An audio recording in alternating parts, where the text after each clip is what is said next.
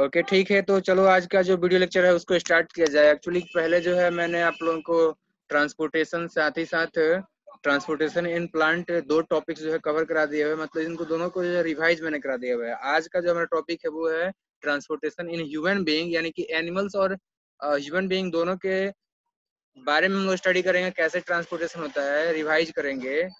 और मेनली जो हमारा फोकस होगा वो होगा ह्यूमन बीइंग के ऊपर। ठीक है, तो चलो हम लोग स्टार्ट करते हैं और देखते हैं। देखो ह्यूमन, एक सेकेंड, देखो प्लांट की तरह जो है ट्रांसपोर्टेशन का प्रोसेस ह्यूमन बीइंग के अंदर भी होता है, और उन्हीं को हम लोग अभी जो है डिटेल्स में स्टडी करने वाले हैं। ह्यूमन बीइंग अगर बात करें हम लोग तो बहुत सारे सब्सटेंसेस जैसे कि ऑक्सीजन है, कार्बन डाइऑक्साइड, हार्मोन्स वगैरह हैं, तो ये सभी के सभी जो है आपके एक स्पेशलाइज, एक क्या, दो दो स्पेशलाइज सिस्टम के जरिए जो है आपके एक जगह से दूसरे जगह पर ट्रांसपोर्ट होते हैं।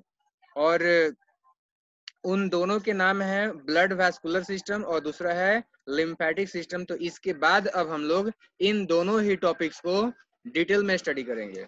तो सबसे पहले हम बात करते हैं ब्लड वैस्कुलर सिस्टम के बारे में कि ब्लड वैस्कुलर सिस्टम क्या होता है। देखो ये जो है ब्लड सर्कुलेटरी सिस्टम के नाम से भी जाना जाता है। और वैस्कुलर सिस्टम क्या होता है, तो एक वैस्कुलर सिस्टम जो है एक ऐसा सिस्टम होता है जो कि ट्यूब से मिलकर बना होता है, और उन सभी ट्यूब्स में फ्लूइड यानी कि वैस्कुलर चीजें फ्लो करती हैं या फिर ट्रांसफर होती हैं, कैरी होती हैं एक जगह से दूसरी जगह पर। ठीक है, तो ब्लड सर्कुलेटरी जो सिस्टम है इसके अंदर में क्या क्या चीजें आती हैं, तो इसके अंदर में हार्ट आता है, इसमें ब्लड आता है, और तीसरा चीज ब्लड वेसल्स आती हैं। तो ये तीन चीजें आप लोग ध्यान रखेंगे ब्लड वेस्कुलर सिस्टम में क्या क्या चीजें आती हैं। अच्छा एक, हाँ ठीक है, ये ध्यान रखो। अब देखो यहाँ पे जो आप लोगों को एक ब्लड वेसल्स दिखाया हुआ है। ठीक है, यहाँ पे लिखा तो नहीं था कि यहाँ पे देखो हार्ट लिखा है और ब्लड लिखा है, ब्लड वेसल्स तो नहीं लिखा है, बट यहाँ पे पिक्चर में दिखाया हुआ है एक ब्लड वेसल। ठीक है, तो ये तीनों ही चीजें इन्वॉल्व होती हैं हमारी ब्लड सर्कुलेटरी सिस्टम या फिर कह सकते हैं ब्लड वैस्कुलर सिस्टम में। एक बार फिर से रिपीट करता हूँ, क्या, heart, blood and blood vessels. तो ये तीन चीजें आप लोग ध्यान रखेंगे जो कि ब्लड सर्कुलेटरी सिस्टम को कंस्ट्रक्ट करते हैं, बनाते हैं। अब एक एक करके हम इन तीनों के बारे में जानेंगे, और सबसे पहले हम लोग जानेंगे ब्लड के बारे में कि ब्लड है क्या और कैसा होता है, इसका फंक्शन क्या होता है। तो देखो ब्लड जो है वो एक फ्लूइड कनेक्टिव टिश्यू होता है जो कि हमारे बॉडी के अंदर सभी जगहों पर ट्रांसफर होता है, सर्कुलेट होता है। ठीक है, अब देखो इसका कलर जो होता है वो रेड होता है, और रेड क्यों होता है, क्योंकि इसके अंदर में एक पिगमेंट पाया जाता है जिसका नाम है हीमोग्लोबिन। और उसके अंदर में क्या होता है, उसके अंदर में आयरन होता है, मैंने आप लोगों को बताया हुआ है, उसमें जो है Fe2+ होता है। ठीक है, तो Fe2+ आयन के होने की वजह से ही हीमोग्लोबिन का कलर रेड होता है, और हीमोग्लोबिन के वजह से ही ब्लड का कलर जो है रेड होता है। बात करेगा ब्लड के कंपोनेंट्स का, तो इसके दो मेजर कंपोनेंट्स होता है, एक होता है ब्लड प्लाज्मा और दूसरा होता है ब्लड कॉर्पस्कल्स। ठीक है, तो अब एक एक करके हम लोग जानेंगे कि ये दोनों ही चीजें क्या होती है, मतलब कि ब्लड प्लाज्मा क्या होता है एंड ब्लड सॉरी कॉर्पस्कल्स क्या होता है। तो प्लाज्मा की अगर बात करें तो देखो ये जो है एक straw colour slightly alkaline fluid होता है, जो कि ब्लड का जो है फ्लूइड मैट्रिक्स क्रिएट करता है, यानी कि जो है ब्लड के अंदर में जो भी कॉर्पस्कल्स होते हैं वो जिसके अंदर में रहते हैं, यानी कि ये भी कह सकते हैं कि ब्लड के अंदर में जो भी फ्लूइड भरा हुआ है वही है आपका ब्लड प्लाज्मा। ठीक है, तो ऐसा भी हम लोग बोल सकते हैं कि blood is the liquid part, sorry plasma is the liquid part of the blood. ठीक है, अब देखो ये जो है पूरे ब्लड का 55% होता है। अब प्लाज्मा के अंदर अगर हम बात करेंगे तो प्लाज्मा को हम लोग दो पार्ट्स में बांट सकते हैं। एक है आपका जो है 92% वाटर हो गया, और दूसरा जो है आपका वो वाटर के अंदर में डिजोल्व जो भी सॉल्यूट पार्टिकल्स हैं। ठीक है, तो ये चीजें हैं आप लोग को ध्यान रखना है। मैंने क्या बताया कि ब्लड का जो है 55% होता है प्लाज्मा, और इस ये जो आपका 55% है, अगर ये मान लो कि 100% हो गया प्लाज्मा, तो इसको दो पार्ट्स में हम लोग डिवाइड कर सकते हैं। एक है 92% दैट इज वाटर एंड 8%, और 8% में क्या आ जाएगा, जो भी सॉलिड पार्टिकल जो कि उसमें डिजोल्व स्टेट में रहते हैं, like plasma protein, nutrients, other nutrients, hormones, enzymes, inorganic salts, gases, waste products like urea, uric acid etcetera. ठीक है, तो ये चीजें हैं जो कि प्लाज्मा के अंदर में डिजोल्व फॉर्म में पाई जाती हैं। अब हम लोग बात करने वाले हैं ब्लड कॉर्पस्कल्स या फिर ब्लड सेल्स के बारे में। ठीक है, मैंने आप लोगों को लास्ट क्लास में बताया था कि ब्लड कॉर्पस्कल्स इसलिए कहा जाता है ब्लड सेल्स को क्योंकि वो फ्लो करते हैं, मतलब कि हमारे बॉडी के अंदर में जो है वो मूवमेंट मूविंग स्टेट में रहते हैं, एक जगह से दूसरी जगह तक मूव करते हैं, इसी वजह से इसको हम लोग कॉर्पसल्स बोलते हैं। ठीक है, आरबीसी के केस में हम लोग एक दूसरा भी डेफिनेशन बता सकते हैं। तो देखो ब्लड सेल जो है वो ब्लड के 45% क्रिएट करते हैं। मैंने क्या बताया है कि ब्लड का जो है, ध्यान रखो, ब्लड का 55% प्लाज्मा, ओके, और बाकी जो बच गया 45% ये हो गया आपका जो है ब्लड कॉर्पसल्स। अब देखो ये जो 45% ब्लड कॉर्पसल्स है ये एक्चुअली 3 टाइप के होते हैं। पहला होता है आरबीसी, जिसको कि हम लोग बोल सकते हैं एरिथ्रोसाइट। एरिथ्रो का मतलब होता है रेड और साइट का मतलब होता है सेल। इस प्रकार से इसका फुल फॉर्म हम लोग बना सकते हैं रेड ब्लड सेल या फिर कह सकते हैं रेड ब्लड कॉर्पसल्स। अब अगला है हमारा ब्लड कॉर्पसल्स का टाइप डब्ल्यूबीसी। डब्ल्यूबीसी को जो हम लोग साइंटिफिक नेम ल्यूकोसाइट बोलते हैं, और इसका फुल फॉर्म देखो, ल्यूको का मतलब हो जाएगा आपका जो है व्हाइट, और सेल साइट का मतलब हो जाएगा सेल। तो इस प्रकार से इसका जो है डब्ल्यूबीसी का पूरा नाम व्हाइट ब्लड कॉर्पसल्स या फिर व्हाइट ब्लड सेल भी बोल सकते हैं। और थर्ड जो ब्लड सेल का टाइप है वो है ब्लड प्लेटलेट्स। हालांकि इसको जो है हम लोग थ्रोम्बोसाइट भी बोलते हैं, और थ्रोम्बो का मतलब क्लॉटिंग का प्रॉपर्टी जिस सेल के अंदर में होता है उसको हम बोलते हैं थ्रोम्बो। ठीक है, और साइट का मतलब सेल हो गया, यानी कि क्लॉटिंग करने वाला साइट। ठीक है, तो ये हो गया आपका थ्रोम्बोसाइट, जिसको कि हम लोग blood corpuscle sorry blood platelets के नाम से भी जानते हैं। अब ध्यान ये रखो कि ये तीनों प्रकार का जो मैंने ब्लड कॉर्पसल्स बताया है, ये तीनों के तीनों हमारी बॉडी के अंदर में जो बड़ी बड़ी हड्डियां होती हैं, लाइक रिब्स, वर्टिब्रा एटसेट्रा, तो उनके अंदर में जो बोन मैरो होता है, रेड बोन मैरो होता है, उसके अंदर में ये सिंथेसाइज होते हैं, मतलब कि बनते हैं। और वही बात करेंगे कि ये डिसइंटीग्रेट कहाँ होते हैं, यानी कहाँ जाकर के ये खत्म होते हैं, तो ये जो है आपके एस्प्लिन एंड लीवर में जाकर के ये खत्म हो जाते हैं। ठीक है, तो ये चीजें आप लोगों को ध्यान रखना है। बस 1 मिनट वेट कर, चलो। तो अब हम लोग बात करेंगे रेड ब्लड कॉर्पसल्स के बारे में, थोड़ा सा इसके बारे में जो हम लोग डीप स्टडी करेंगे। तो चलो मैं आप लोगों को बताता हूँ रेड ब्लड कॉर्पसल्स के बारे में। देखो रेड ब्लड कॉर्पसल जो है, इसको मैंने पहले बताया था कि इसको जो हम लोग एरिथ्रोसाइट भी बोलते हैं, और ये जो है सर्कुलर होता है, जैसा कि आप लोग यहाँ पर देख सकते हो पिक्चर में। दूसरी बात कि ये जो है आपका बाई कॉन्केव होता है, यानी कि अपने दोनों ही सरफेसेस पे ये जिधर बाउंड्री होगा, पेरिफेरल जो पार्ट होगा वो चौड़ा होगा, जबकि जो सेंट्रल पार्ट होगा वो आपका जो है पतला होगा। तो इस तरीके से ये अंदर की तरफ में धसा और किनारे की तरफ में जो है उभरा हुआ होता है, तो ये हो गया by concave shaped. Okay, and next ध्यान रखो कि ये जो है आपका नॉन न्यूक्लिएटेड होता है, मतलब इसमें जो है न्यूक्लियस नहीं पाया जाता है। जितने भी मैमल्स होते हैं उन सभी में बात करेंगे तो उनमें जो है आपका ये न्यूक्लिएटेड नहीं होता है, बट 2 एक्सेप्शन है, वो भी मैं बताता हूँ। लामा और कैमल जो होते हैं वो दोनों जो है एक्सेप्शन होते हैं, उनके जो आरबीसी होते हैं उनमें जो है न्यूक्लियस पाया जाता है। खैर नेक्स्ट बात करते हैं हम लोग, इसमें जो है आयरन कंटेनिंग पिगमेंट पाया जाता है, इसको हम लोग हीमोग्लोबिन बोलते हैं। और इसका अगर बात किया जाएगा साइज, तो इसका जो थिकनेस होता है वो आपका 2 माइक्रोन होता है। वही बात करेंगे अगर इसका डायमीटर का, तो डायमीटर जो है लगभग लगभग 7.5, यानी कि यहाँ पे दिया हुआ है 7 माइक्रोन होता है। ठीक है, अब बात करते हैं इसका लाइफ स्पेन। तो इसका लाइफ स्पेन जो होता है वो 90 से लेकर के 120 दिन, यहाँ पर दिया हुआ है कि मेल में जो है 120 दिन और 110 दिन होता है फीमेल में, तो आप लोग यही याद रखें। फिर बात करते हैं ये खत्म कहाँ पे होता है, यानी कि हमने ये जान लिया बोन मैरो बनता है, तो ये जो है आपका डिसइंटीग्रेट कहाँ होता है, डिसइंटीग्रेट होता है ये एस्प्लिन में, और इसी वजह से इसको बोलते हैं graveyard of the red blood cell, यानी कि जो है रेड ब्लड सेल का कब्रिस्तान, जहां पर कि ये खत्म होता है। ओके, नेक्स्ट ध्यान रखो कि जब हम लोग ब्लड को डोनेट करते हैं तो ब्लड का जो लॉस होता है वो बहुत ही ज्यादा तेजी से रिकवर होता है हमारे बोन मैरो में, यानी कि बोन मैरो के अंदर में जब हम लोग ब्लड, एक्चुअली देखो जब हम लोग ब्लड को जो है डोनेट करते हैं तो उसके अगले आधे से 1 घंटे में जो है बहुत ज्यादा तेजी से बोन मैरो के अंदर में ब्लड जो है क्रिएट होता है। ठीक है, तो ये याद रखना है कि ब्लड डोनेट करने के तुरंत बाद बहुत ही तेजी से बोन मैरो के अंदर में ब्लड का क्रिएशन होता है। ठीक है, अब ध्यान रखो कि ये जो बोन मैरो है, चूंकि यहाँ पर जो है बोन सॉरी ब्लड जो है वो बन रहा है, वो वहां से जो है हमारे बॉडी में ब्लड जो है संचार किया जाए, जिस प्रकार से कि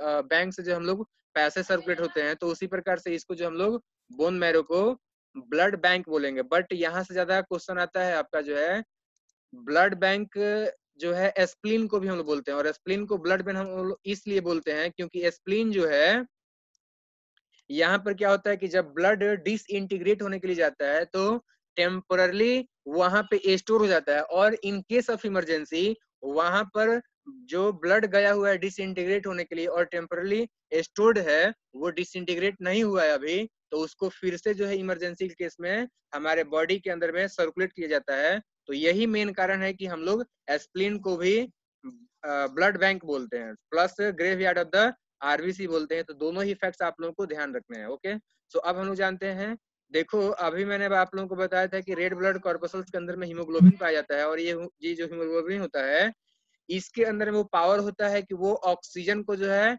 कैच करता है, और कैच करने के बाद से कंबाइन कर लेता है अपने साथ में, और एक टेम्परली जो है आपका कंपाउंड बनाता है, और फिर उसको जो है हमारे बॉडी में ट्रांसपोर्ट करता है। ठीक है, लंग्स से निकाल करके जो है वो हमारे बॉडी के टिश्यूज में लेके जाता है। उसके बाद क्या करता है कि हमारे बॉडी में जो हमारे बॉडी के सेल्स में जो कार्बन डाइऑक्साइड बनता है उसको भी क्या करता है कि टेम्परली कंबाइन करके और फिर उसको जो है लंग्स तक छोड़ देता है टिश्यूज में से निकाल करके। अब ध्यान दो कि ये जो blood corpuscles, red blood corpuscles, इसका मात्रा हमारे बॉडी में होता है कितना है उसको हम लोग काउंट बोलते हैं। तो ठीक है, ध्यान रखो कि मेल के अंदर में जो है आरबीसी का काउंट 5.2 मिलियन पर एमएम क्यूब होता है, जबकि बात करेंगे फीमेल में तो फीमेल में थोड़ा सा कम होता है, 4.5 मिलियन पर। कुछ बोल रहे हो आप लोग? अगर इम्पोर्टेंट नहीं होगा तो आप लोग डिस्टर्ब नहीं करेंगे।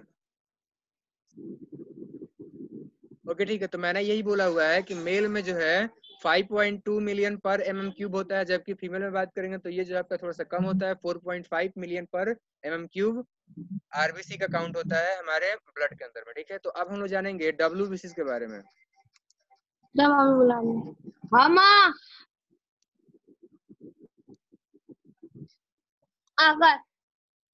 सो अभी जो है क्लास में नॉइज नहीं हो इसलिए मुझे आप लोगों को जो है म्यूट करना पड़ा।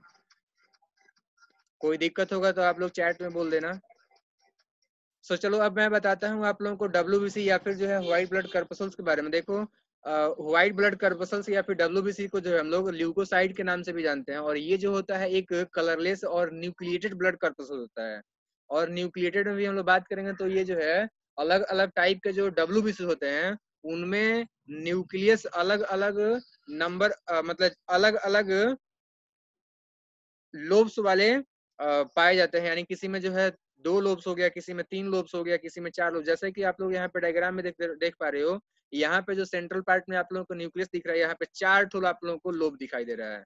तो यहाँ पर आप लोग देख लिए कि 4 लोब्ड वाले जो है एक न्यूक्लियस वाला डब्ल्यूबीसी शो किया हुआ है। ठीक है, तो ये ध्यान रखना है। दूसरी बात ये है कि इसका जो साइज है और शेप है, ये दोनों ही चीजें वेरी करता है। और ये क्यों वेरी करता है? क्योंकि जिस प्रकार से आपने जो है अमीबा के बारे में पढ़ा हुआ है, ये स्यूडोपोडिया को बनाता है, और इस स्यूडोपोडिया के बनने की वजह से इसका जो साइज एंड शेप होता है वो वेरी करता है। कभी जो ये लंबा हो सकता है, ओके, और कभी जो है ये काफी पतला हो सकता है। तो इस तरीके से इसका साइज जो है आपका वेरी करता है, प्लस शेप भी वेरी करता है। तो सेम उसी प्रकार से डब्ल्यूबीसी भी है।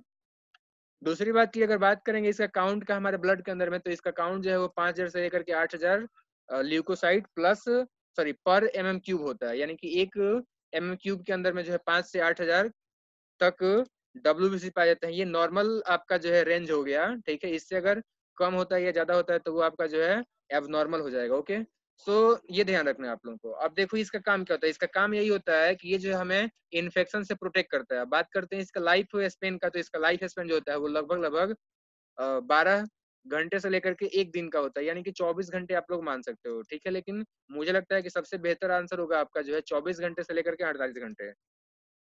1 से 2 दिन तक जो है आपका, कहीं कहीं पर 3 से 4 दिन भी देता है। ठीक है, तो आप लोग अब ये देख लेना कि ऑप्शन जो दिया हुआ है उसमें क्या है। अगर आप लोगों को ऐसे लिखना है तो आप लोग कोई भी लिखोगे डेटा तो आंसर जो है सही होगा, क्योंकि डब्ल्यूबीसी अलग अलग प्रकार के होते हैं, और कोई कोई डब्ल्यूबीसी ऐसा होता है जो कि मात्र कुछ सेकंडों के लिए होता है, कोई जो है आपका कुछ मिनटों तक जिंदा रहता है, और कुछ जो है आपका 5-5, 6-6 दिन तक जिंदा रहता है, 8-8, 10-10 दिन तक जिंदा रहता है, और कोई जो है आपका कुछ घंटों तक भी जिंदा रहता है। तो एवरेज अगर निकालेंगे तो 2 से 3 दिन 4 दिन तक आएगा। ठीक है, तो ऑप्शन में आप लोग देख लेना कौन सा दिया हुआ है, और अगर आप लोगों को आंसर लिखना है तो आप तीनों में से कोई भी आंसर दे सकते हैं, 12 से 24 घंटे तक, या फिर जो है 24 से 48 घंटे तक, या फिर जो है आपका 48 से 72 घंटे तक भी आप लोग आंसर कर सकते हो। ठीक है, मैंने अभी भी बताया है कि ये जो आपका फाइट करता है इन्फेक्शन से और प्रोटेक्ट करता है हमें बहुत सारे इन्फेक्शियस डिजीजों से, ठीक है, ये ध्यान रखना है। अब देखो ये जो है अमीबॉइड मूवमेंट को दर्शाता है, यानी अमीबा लाइक मूवमेंट ये भी दर्शाता है, ठीक है, तो ये ध्यान रखना। और माइक्रो ऑर्गेनिजम्स या फिर जो भी हमारे बॉडी के डैमेज सेल्स के पार्ट होते हैं उन सभी को जो है रिमूव करने के लिए या फिर उन सभी को डाइजेस्ट करने में ये हमारा मदद करता है। नॉर्मली बात करेंगे तो इसका जो शेप होता है वो आपका जो है स्फेरिकल होता है या फिर ये इरेगुलर पाया जाएगा। तो ये दो जो है आप लोग इसका शेप ध्यान रखेंगे। अब देखो इसके टाइप के बारे में अगर हम बात करेंगे तो डब्ल्यूबीसी के जो है दो टाइप होते हैं, एक होता है ग्रेन्युलोसाइट और दूसरा होता है ए ग्रेन्युलोसाइट। देखो ग्रेन्युलोसाइट क्या होता है, तो ग्रेन्युलोसाइट जो होता है वो ऐसे डब्ल्यूबीसी होते हैं जिनके अंदर में ग्रेन्यूल्स पाया जाता है, ठीक है। जैसा कि यहाँ पे बता रहा है कि ग्रेन्युलोसाइट जो होता है वो लार्ज साइज, उनके अंदर में क्या होता है कि लार्ज साइज में जो है आपके उनके साइटोप्लाज्म के अंदर में ग्रेन्यूल्स पाए जाते हैं और साथ साथ उसमें जो है आपका लोब्यूलेटेड न्यूक्लियस पाया जाता है। जैसे कि दिखाया हुआ है यहाँ पर आप लोग देख सकते हो कि यहाँ पर जो है 2 लोब दिखाए हुआ है, यहाँ पे 4 लोब दिखाया हुआ है, यहाँ पे जो है आपका 3 लोब दिखाया हुआ है। साथ ही साथ देख सकते हो इसमें ग्रेन्यूल्स दिखाया हुआ है। बहुत सारे यहाँ पर जो है डॉट लाइक जो स्ट्रक्चर दिखाई दे रहा है आप लोगों को, ये एक्चुअली जो है इनके साइटोप्लाज्म के अंदर में ग्रेन्यूल्स है, इसीलिए इसको बोलते हैं हम लोग ग्रेन्युलोसाइट, ठीक है। तो एक टाइप ये हो गया, जिसके कि 3 टाइप और दिए हुए हैं, न्यूट्रोफिल है, बेसोफिल है और इओसिनोफिल है, जैसा कि आप लोग यहाँ पर तीनों ही देख सकते हो। चलो अब बात करते हैं हम लोग ए ग्रेन्युलोसाइट। तो ए ग्रेन्युलोसाइट जो है आपका वो डब्ल्यूबीसी का एक दूसरा टाइप होता है जिसके अंदर में कि ग्रेन्यूल्स नहीं पाए जाते हैं, ठीक है। और इसका जो है 2 टाइप होता है, एक होता है मोनोसाइट और दूसरा होता है लिम्फोसाइट।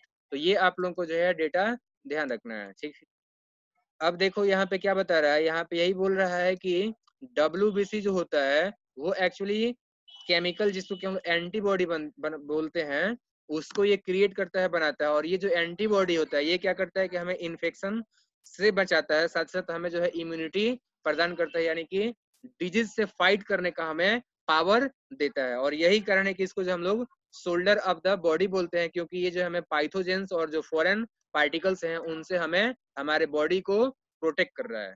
अब हम लोग देखेंगे ब्लड प्लेटलेट्स का, ठीक है। तो ब्लड प्लेटलेट्स क्या होता है जान लेते हैं, ठीक है। तो देखो एक सेकेंड, चलो। तो ब्लड प्लेटलेट्स जो है उसको लोग थ्रोम्बोसाइट के नाम से भी जानते हैं और ये भी जो है आपका कलरलेस होता है या साथ ही साथ जो है ये नॉन न्यूक्लिएटेड सेल का टुकड़ा होता है, फ्रैगमेंट्स होता है। ध्यान रखेंगे ये सेल नहीं बल्कि सेल का फ्रैगमेंट होता है जो कि बनता कहाँ है, तो ये जो आपका बोन मैरो में ही बनता है। तीनों प्रकार के जो सेल होते हैं ब्लड सेल होते हैं वो तीनों ही आपके बोन मैरो में ही बनते हैं, ठीक है। अभी मैंने बताया कि इसके अंदर में न्यूक्लियस नहीं होता है और इसका मेन काम होता है, जैसा इसका नाम है थ्रोम्बोसाइट, और थ्रोम्बो का मतलब इन्वॉल्व इन क्लॉटिंग, ठीक है। तो इसका मेन काम होता है ब्लड क्लॉटिंग या फिर कह सकते हैं कोगुलेशन ऑफ ब्लड। तो ये ध्यान रखना है कि ब्लड को जो है जमाने में हेल्प करता है जब हमारे बॉडी के किसी एक भाग में कट हो जाता है या फिर जो है वाउंड हो जाता है, घाव हो जाता है या फिर जो आपका कट जाता है, तो उस समय में इसके लाइफ स्पेन की बात करेंगे तो इसका भी जो आपका डब्ल्यूबीसी के लगभग लगभग बराबर होता है, थोड़ा सा अधिक होता है। तो 5 से 9 दिन तक इसका जो है लाइफ स्पेन दिया हुआ है, आप लोग ध्यान रखेंगे, ओके। अब देखो क्या होता है कि जब हमारा कोई भी किसी भी बॉडी के पार्ट्स में कट हो जाता है, टिश्यू जो है आपके वाउंडेड हो जाते हैं, तो उस कंडीशन में क्या होता है कि ब्लीडिंग होने लगता है, ठीक है। और ब्लड जो है बहुत ज्यादा मात्रा में हमारे शरीर से बाहर निकल लगता है। अगर उसको नहीं रोकते हैं तो इसकी वजह से क्या होगा, ज्यादा मात्रा में जो है ब्लड हमारे शरीर से निकल जाएगा और कभी कभी ये ज्यादा मात्रा में ब्लड का लॉस जो है हमारे डेथ का कारण बन सकता है। और इस वजह से जरूरत होता है एक ऐसे मैकेनिज्म का जो कि इस क्या बोलते हैं, इस बहुत ज्यादा ब्लीडिंग को जो है चेक कर सके, रोक सके, और वो है आपका ब्लड क्लॉटिंग, ठीक है। तो ये जो है हमारा जो बॉडी के अंदर में थ्रोम्बोसाइट पाया जाता है, तो थ्रोम्बोसाइट क्या करता है कि ब्लड क्लॉटिंग करता है, जिसकी वजह से कि ये ब्लड जो हमारे बॉडी से बाहर निकल रहा है काफी मात्रा में वो आपका रुक जाता है, ठीक है। और इस तरीके से जो है हमारा ब्लड बाहर लॉस होने से बच जाता है, ठीक है। अब ध्यान रखना कि ये क्लॉटिंग कैसे होता है। तो ये क्लॉटिंग जो है आपका सॉलिडिफाई की वजह से होता है। मैं आगे आप लोगों को बताऊंगा ब्लड का क्लॉटिंग कैसे होता है, ठीक है। अभी फिलहाल आप लोग यही ध्यान रखो कि जब ब्लड जो है आपका क्लॉटिंग हो रहा होता है तो उस कंडीशन में क्या होता है, देखो जब ब्लड आपका जो है फ्लो करता है बाहर में, तो आपका जो है क्लॉटिंग के बाद जो है आपका ऊपर में जो आकर के ब्लड का जो पार्ट व्हाइट व्हाइट करके या फिर लाइट येलो कलर का जो है जम जाता है ऊपर, वो एक्चुअली कुछ और नहीं बल्कि वो सीरम होता है, ठीक है। तो प्लाज्मा के अंदर में एक्चुअली जो लिक्विड होता है रियल में या फिर ऐसे कह सकते हो कि ब्लड क्लॉटिंग वाले जो सेल होते हैं उन सभी को अगर हम लोग हटा दें तो ब्लड के अंदर में जो पार्ट्स बचते हैं उसको हम बोलते हैं सीरम। तो ये आप लोगों को ध्यान रखना है। अब हम लोग जानेंगे कि ब्लड क्लॉटिंग कैसे होता है, वो कौन सा मैकेनिज्म है जिसके जरिए जो है ब्लड क्लॉटिंग होता है। तो देखो सबसे पहले क्या होता है कि जब इंजरी होता है तो इंजर्ड पार्ट में जो टिश्यूज होते हैं या वहां से क्या होता है कि कुछ प्लेटलेट्स जो है रप्चर होते हैं। यानी कि देखो एक्चुअली देखो जब इंजरी होता है हमारे बॉडी के किसी पार्ट में तो वहां पर जो इंजर्ड टिश्यूज होते हैं और जो टूटे फूटे जो प्लेटलेट्स होते हैं एक्चुअली उन सभी के टुकड़ों से क्या होता है कि उनके अंदर में जो प्रोथ्रोम्बोप्लास्टिन जो होता है वो कैल्शियम की उपस्थिति में क्या होता है कि थ्रोम्बोप्लास्टिन में कन्वर्ट होता है। और ये जो थ्रोम्बोप्लास्टिन है ये आगे चलकर क्या होता है कि ये कैटलिस्ट का काम करता है और फिर जो है प्रोथ्रोम्बिन को कन्वर्ट करता है थ्रोम्बिन में। और फिर क्या होता है कि ये जो थ्रोम्बिन है अगेन जो है एक कैटलिस्ट का काम करता है। और फिर ये क्या करता है कि हमारे बॉडी के अंदर में पहले से मौजूद फाइब्रिनोजेन जो कि आपका जो है सोल्यूबल होता है, ये भी जो आपका फाइबर की तरह होता है, जाल की तरह तो होता है, बट ये क्या होता है कि आपका जो है पानी में घुल जाता है। तो थ्रोम्बिन क्या करता है कि फाइब्रिनोजेन को फाइब्रिन में कन्वर्ट करता है और ये जो फाइब्रिन होता है ये इनसोल्यूबल होता है और ये भी जालनुमा संरचना होता है, नेटवर्क के जैसा स्ट्रक्चर होता है।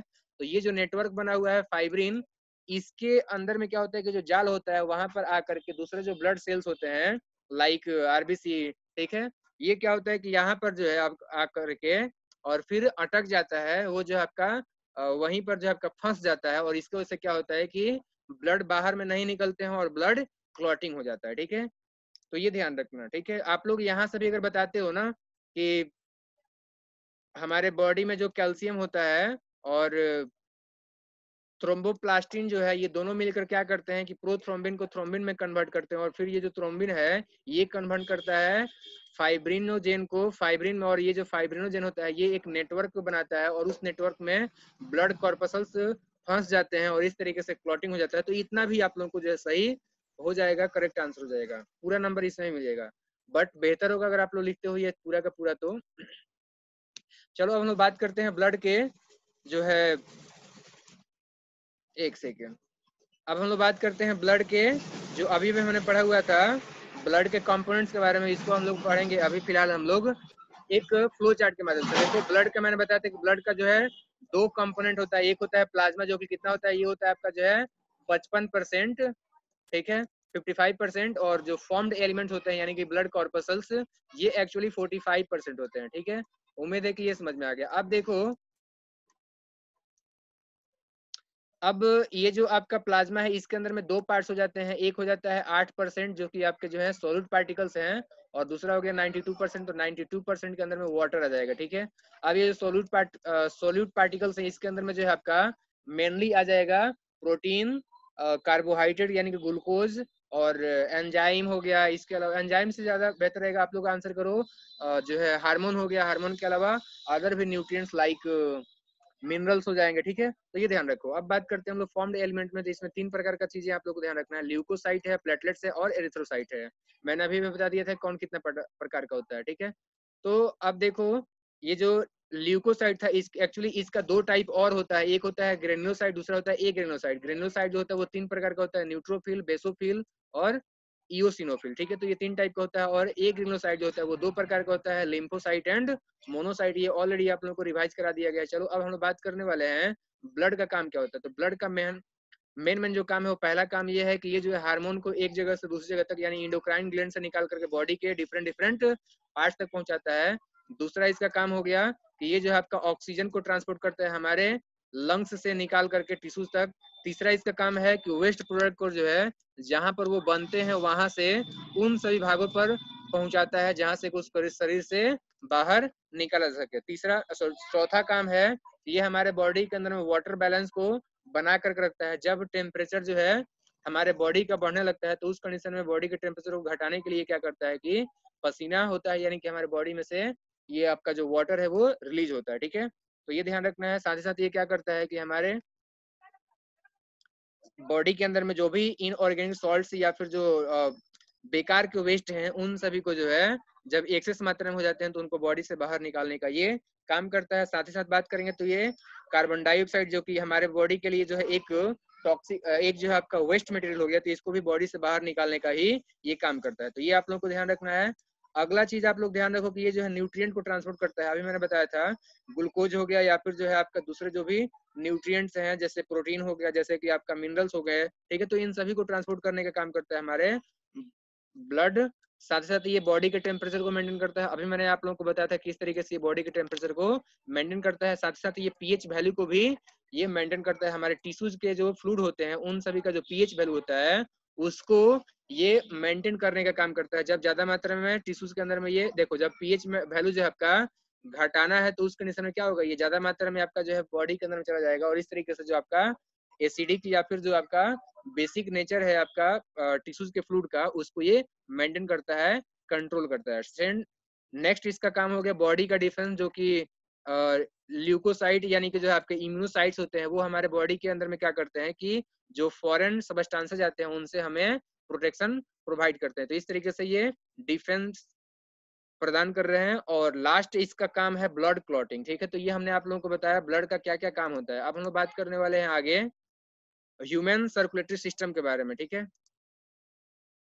सो एक मिनट, आप लोग टाइम अभी तो खत्म हो रहा है, तो आप लोगों को दोबारा से ज्वाइन करना पड़ेगा, ठीक है। तो एक बार दोबारा से आप लोग ज्वाइन करो। अभी मैं कट कर रहा हूँ, आप लोग दोबारा से ज्वाइन करो, फिर मैं आप लोगों को जो है पढ़ाता हूँ ह्यूमन सर्कुलेटरी सिस्टम के बारे में, ओके।